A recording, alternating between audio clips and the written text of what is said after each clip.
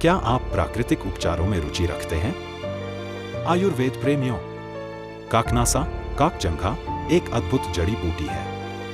यह त्वचा रोगों, बुखार और पेट के कीड़ों में लाभकारी है। इसके औषधीय उपयोगों से स्वास्थ्य लाभ मिल सकता है।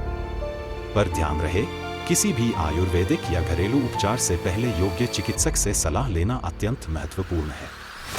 अपनी सेहत के प्रति जागरूक रहें। अपनी स्वास्थ्य यात्रा में आयुर्वेद को अपनाएं और सुरक्षित रूप से प्राकृतिक लाभ उठाएं। अधिक जानकारी के लिए विशेषज्ञ से संपर्क करें।